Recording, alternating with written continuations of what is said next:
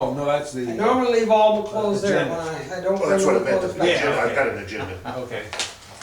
Doris had one? or here's the agenda. I'll let you get up, I'm already sat down.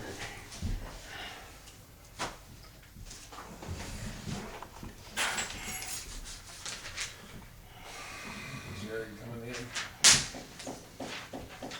Was Jerry coming? He's supposed to be here, I saw him. I went, Did Pruitt say he's gonna make it, or? he's not going to. Oh, he's not going He to. had been Bloomington this morning. Did he? Okay. Here comes Mr. Jerry.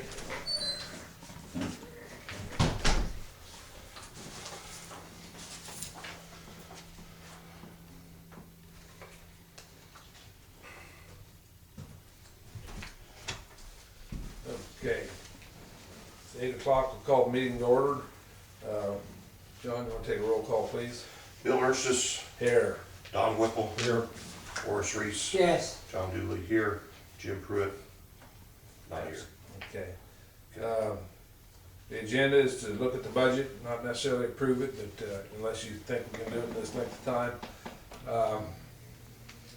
The only things on the budget that I've, Wait, do we need to do agenda approval? oh yeah, let's do the agenda approval. The only thing on the agenda is the budget, runway, taxi pavement, and the new hangar. I recommend, again, we switch the comments as right before adjournment. Okay? It's my recommendation for I'm gonna agenda. do that permanent on the Yes, you computer. are. Okay, we can do that. Anybody want to make a motion we approve the amended, make a motion we approve the agenda as amended. I second it. Whatever. All those in favor? Aye. Aye. Approved, okay. Kind of the first thing is the budget. I thought I'd send it out, and actually forwarded it to everybody. The only thing I think that we need to do is move from the airport operational fund about $50,000 over to the airport improvement fund to help with the 10% that's required, or whatever percentage it is, that's gonna be required when we're matching, we get the federal funds that we help with our share of that. Now also in the budget though, and the new hangar might be involved in this particular budget, depending on how we decide to do it. If we decide to borrow the money from the Jackson County Bank, then it's not a budget item. If we decide that we really want to pay for it out of the budget, this is next year's budget, mind you, then we need to talk to Bridget Weber on how we go about getting the funds from the airport improvement into this budget to pay for the hangar. But that'll be up to the board how you want to go about financing the hangar. Has there been any other indication on how much we're gonna spend on it, or? Have we had any Haven't had a report indications back at yet. all? No. We haven't had any. Have we sent out requests for bid? We've got We've got two contractors that have come and looked at it. looked at it and gave them a sheet with the specs on it. Did Third you- guy didn't call Did back. you by any chance, Jerry, contact Gossman at Madison? Not Gossman, Those guys are really, really competitive. okay? Let's do that. Huh? Let's do that too. I can do that. Really, Gossman, really Madison. competitive. I'm not familiar with him, but I can try. I can get you a phone number if you want me It would to, help, yeah. or you can get on the internet and just look up gossman.com and get the whole scoop on the company. Okay. But I'll be glad to get you an 800 phone number. Yeah, if you can give me a call sometime, I'll do her. then I'll get hold of them and tell them what we're doing. Okay.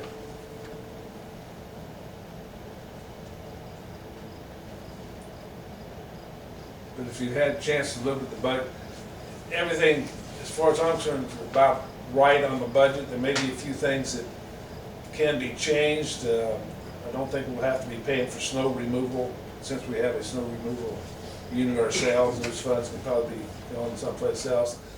We Well- annually have money left over, and that's in and 10 again, as usual, to add money to the airport operational We fund. could probably move that $500 in snow removal up into fuel somewhere, Mhm. because you're gonna have fuel expense. Yeah, you're gonna have expenses with the equipment.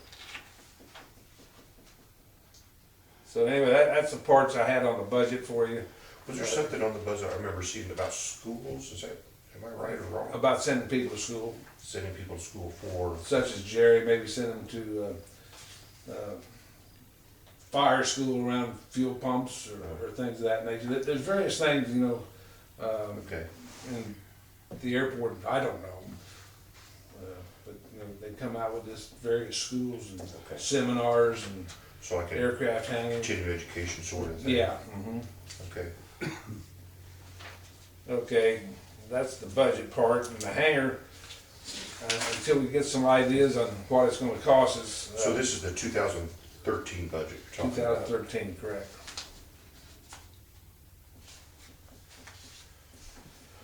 The main thing for this meeting today, though, is the runway. And Mr. Manley, I'd like for you to discuss that, where we stand on the runway taxi overlay. I'm ready to recommend to the board award to the parent low bidder, which is Dave O'Meara out of North Vernon, for an amount that shows, that I read in the record at the last meeting, was $114,699. Okay, how much is that over the amount that, It is, Of the it is going to be within the grant amount. The actual amount estimated originally was about $92,000.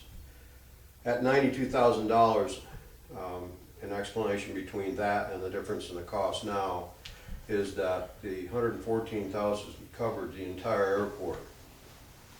The 92 did not cover that? And the $92,000 actually covered only the runway, I believe, and didn't cover a lot of the taxiway surface, the apron area near the fueling hangar, and then the apron area were towards the, in between the hangars. It did not cover that. I'm not sure of the actual thickness, but I think the thickness was different too. Instead of 1.5 inches that shows on the spec documents that it goes for $114,000, I think the $92,000 one had only a 1-inch surface. So, in any event, So the bid amount is for 1.5 inches? yeah, Okay. 1.5 inches. There's several methods, if you'd like. We could reduce the cost, and the board's opportunity either to award to the $114,000, or the board can, the other option for the board can do, reject all quotes, put it back on the street, ask for new quotes back, reducing the actual cost of the project based on what I just reported, that it probably fully for the runway. So, but it is the 114,699 is within the grant. Yeah, we have enough money to be able to cover it between changing cost classification line items that we have in there, our fees and other parts of the actual grant. We can pull it out of there, cover the cost that will be for this project when it's final. Now, 2 questions. Number 1, did all of the bids include the same thickness? Yes. They all include the same? Yeah, I looked at all the bids. Everybody's consistent. Okay. Now, I'll just go through a little bit about that. Milestone didn't break it down, but it does indicate 1.5 inches. It does have marking on it. We're concerned about that. striping? Does Yeah. it include, that was the next question. Yeah, Does it there include was marking? marking in them, in Okay. all of them. So they were all consistent with the actual project cost. It identified, they estimated the square yardage or square feet or whatever, the area out there, just a little bit different, but that was based on, you know, some people wheel it differently than others and they just didn't quite pick it up, but they covered the area that it showed in the picture. Okay, so that was that. Now, one of the bidders, excuse me, not a bidder, but one of the quoters did break down it in units for the areas, and if you totaled it up, you would get a different number. you get a larger number than what they showed as far as the actual total cost if you did it together. And the reason for that, in their logic, was instead of, if you wanted to pick out portions of it, they still had to mobilize, so there's some cost that would have to be incorporated into that. So you pick out units of the areas, then you actually increase the cost of that area proportionally for the mobilization, just to get their equipment out there. That was logical. I had the conversation with that contractor on that, and it was where we were. Now, probably another concern the board might have is that there was a significant difference in the percentage. If you looked at the percentage of the cost, a comparison between the three quoters, there were two quoters that were very close in cost. Then the low quoter, which was Amera, was quite a bit lower than the other two. I had conversation with them just to make sure that they're comfortable with their quote, they didn't miss something. They're comfortable with their quote. So, with that in mind, that's why I would recommend that you go with the low, but the board has other options. Now that the board would have to qualify the award subject to receipt of the grant, because the clean award can't happen until the board has the grant offer in hand and signed, executed that grant, so you have the 90% cost taken care of and the state's 2.5% cost taken care of. That motion, if it was made, has to be subject to receipt of the grant. Question. Does the bid, Quote, the quote include basically everything that's blacktop now being resurfaced? not the taxi lanes or the connections to the Hangar parking It's position. just the, Major ramp area. I'll show you a picture that we sent to contractors.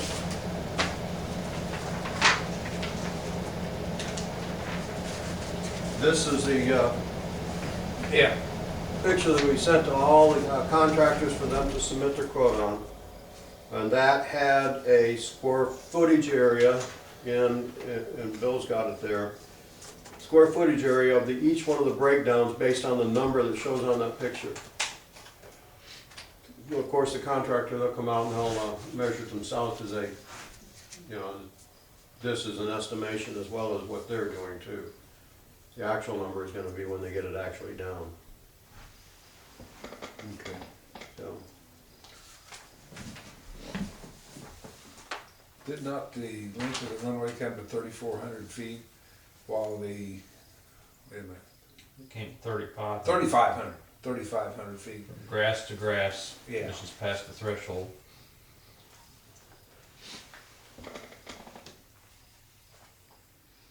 Now, I got a quick one. The grant's 91,000. no, the grant's 150,000. 150, okay. Yeah, 91,000 is included in that grant Okay. number. The FAA grant is $150,000. That gives you a total project cost, if you're looking at it, because that's only 90% of it, would be $167,000 roughly. It's 166,666, whatever. That's 90%, so, of the total project cost.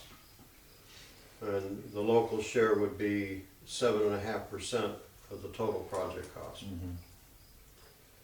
I know this is a repeat question from the last meeting, but how soon can we know the grant's available? Because our reasoning for being here this morning was because of the time of year that we're on to get moving on. Is that grant, can we know by the day, by the week, by the when will we know that we can award the contract to them? Clearly condition of the award, you can do that after September the 30th. So that's, we anticipate a quick notice to proceed after that date. Sometime right after the end of the month. End of the month. That is the maximum time that can be held for the grants to be offered to you, September the 30th. Okay. I expect it to hear something, whether yes or no, even before then. But that is the end of the federal fiscal year. They can't give you a grant after that date. Usually they usually shut down the last 2 weeks of the year on issuing any grants, and then they're clearing their books basically for the year. So we'll know by the end of the month, yea or nay. Yeah. The FAA's fiscal year starts October 1st. Yes, that's correct. So it's 114,699. It covers the runway and the ramp area and markings. And we should know something by the end of the month. I don't know, anybody have any other discussions, Donald or Boris? Do we need to go ahead and, I'll make a motion. I'll make a motion that we accept the recommended Dave O'Meara grant of $114,699 as described by Don Manley, subject to qualifying for the award, to the grants. I'll second the motion. roll call vote, please? Bill Ernst, Yes. Don Whipple, Yes. Boris, Yes. and I'll be yes. Okay, I wanna go back to the hangar thing for just a minute. Something that I think we've changed and hadn't been brought to everybody's attention. Jerry, did you explain why we felt that the hangar needed to be relocated from where, because of the wing tip problem? Okay, we actually went out and the plane Don's wanting to buy is a 43-foot wingspan. And when we measured from the corner, that red corner on the building out there to Morton Building corner, there's only 47 feet between the two buildings. And we didn't feel like, and Don didn't feel like he wanted to worry about bumping something going through there with his airplane. And so to that, we started looking, and Bill and I discussed once before about putting a building out here on the east end of the building with the red trim, or building A. And it will fit there just fine with clearance from the taxiway and everything else. And it also gives the door right onto the ramp, so he's got good access to the building. We didn't I never talked that with anybody else, but we measured to get to where that building would have been, we'd also had to work on the taxiway and made it wider. The water is there? Yeah, the water It'll be 10 feet out from the other building. The hydrant, the well can stay in there, no problem, and still have access to them. And So it would not be an extension of the hangars that are there, it would be a separate it would building? be a separate building. Now, do we need to do an airspace study? You want to go out and look at it and approve it? Yeah. If it's at the location where it was shown in the airport layout plan, then you can reduce that time for the airspace. You still need to request it through the ADO dollars. Okay. And you wanted to bring up some questions too about any requirements, certificates or whatever? Well, in reference to the spec that was sent to me. Okay, in reference to the spec that's sent to me, there are conditions that, because you're FAA grant airport, there are conditions you need to follow. There are stuff that needs to be in the request for quotes, and I believe this is low enough where it's a quote as well. You need to have the same kind of stuff that you have in any project, regardless if you're getting federal funds or not, because you've signed the terms and conditions for receipt of grants. So, I mean, it's in your terms and conditions that you signed at the last meeting, talking about certifications for construction projects, and it's in here, and you can see it, certification for plans and specifications. All that needs to be on record. You can do it in two different ways. You do a design and then a conventional design and build, or you do a design build. Either way, you have to have some conditions in there to assure that they followed the right criteria. Wage rates, EEO compliances, if you're going to do it this way. Now, you can reduce some of that if you do a design build that is under your land lease. I mentioned the land lease last time, where you're leasing the land, which you have to have a clearance of the land lease with the FAA as well. And that, the private person doesn't have to specifically follow the same guidelines to build the building as you would as a public entity. But because you're a public entity, you have to follow public requirements, not just sending out a spec that doesn't have some guidelines in there.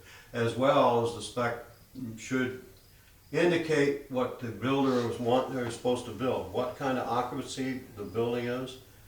I mean, is it a building where they're going to be maintaining an aircraft, major maintenance, or is it a building that's going to be just simply storage?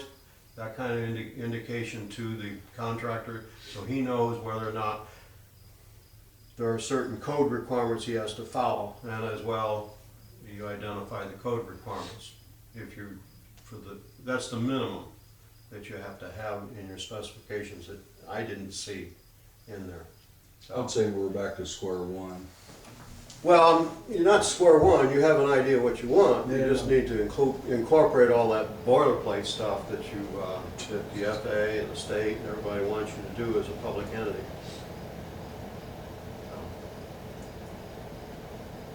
I just wanted to caution you on that. Can you print that up and get it to us so Jerry can give it to all the contractors? I can do that, Then way everybody that looks at it will have the same information. Mhm. So the other two contractors were looking at that location at the end of Building A, is that what they were? The first contractor I met with, we were looking over where that tie down is. And I called him and told him that we were moving it over here so he could adjust his quote accordingly if he needed to. Okay. And the second guy was here when we measured it and decided to put it over there, so that's the site he looked at to start with. Third guy's never called me back. Now, the quote requirement by state statute, you don't need to actually advertise it for quotes. You can call and ask for individuals to do Just the like we do quoting. with pavement. Yeah, if it's less than $100,000, you don't have to necessarily advertise it, but you need to at least request. I think it's a minimum of, I'm not sure, this might be 3 or 2 quotes. You're going to be right if it's 3. You'd be right for either way that way. So if you get a request for 3 or 2 quotes, 3 quotes, let's say, and you only get one, you only receive 1 quote. If you have documentation requested for 3 quotes, then you're okay. But follow the state statute on your quoting guidelines. I'll incorporate that as well, so you know what that is. And the contractors would have to know the terms and conditions were limited to, or bound by, I should say. Yeah. Do we have anyone in line that might go into the hangar that we'll be moving out of? Oh, the list is satisfied just fine. We don't have anyone waiting. What was your question, Morris? Do we have anyone to go in that hangar that Be wants, vacated. There'll be a vacated hangar. we'd be vacating one? Oh. I thought we had a waiting list. Is it gone? We went through the list after we got the extra hangars down here when we remodeled Building G. And everyone that was on the list had an opportunity to say yea or nay. And we did bring 4 new tenants to the airport. And since then, one of them sold his airplane and moved out.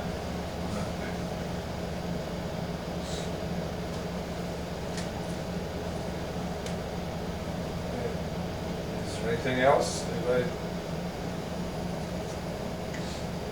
Not all. Entertain a motion to adjourn. I'll make that motion. Second. All in favor? Aye. Aye. Adjourn. Thank you.